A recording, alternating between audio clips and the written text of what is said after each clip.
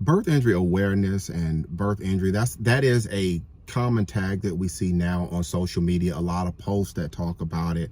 I want to talk about it too. I want to add to the discussion, but I want to talk about it from the standpoint of, as a birth injury or birth trauma attorney, I want to talk about how medical professionals and, doctors and nurses, how do they know? Because the question can be, well, Marcus, if I'm going through labor and delivery, how do doctors and nurses, how do they know, or how are they put on notice that a baby may not be in a good position, that they may not be tolerating a vaginal delivery well, and that, in other words, the baby is in trouble?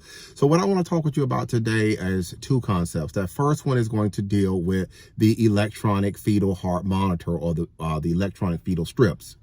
When you were going through labor and delivery and you're at a hospital, you probably remember the medical professionals putting this strap or putting this device on your stomach. And so what that device is it is monitoring.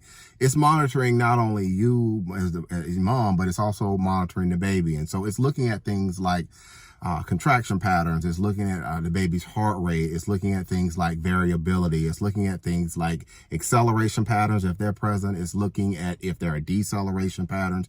In other words, the readings on that strip are important, because what they can do is they can help the doctors and the nurses know in real time how well your baby is doing. In other words, how well your baby is tolerating a vaginal delivery. Where problems can come up is when the monitor, or when the strips, the readings, in other words, are showing that the baby is not doing well, and the doctors and the nurses, they miss it. They either don't pay attention to it, or they don't see the changes that are occurring, and the strip begins to, if it's in a non-reassuring place, and the proper actions are not taken. If this goes on for a continuous amount of time, a considerable amount of time, I should say, then the baby can suffer a brain injury, a traumatic brain injury like HIE in some instances. So doctors and nurses, they use the readings on those strips to be able to know in real time how well your baby is doing. Now, when after the fact, you have an opportunity to look at some strips, you're just going to see a bunch of lines, and you're going to just see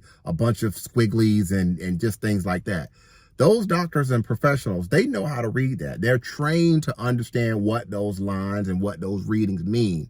So although you may not understand what it's saying, they are supposed to know, the professionals, they're supposed to know what that means, and they're supposed to act accordingly based on what they see in those readings. And the final part of this talk is, well, how do you know then if a baby has suffered a traumatic brain injury or a birth injury?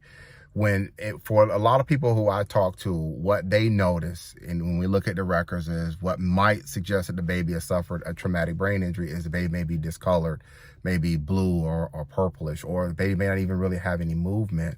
You have to be resuscitated, need oxygen. There's a handoff to the NICU, may need hypothermia cooling, or seizure activity might be present. All of these things might suggest that a baby has suffered a traumatic brain injury at birth.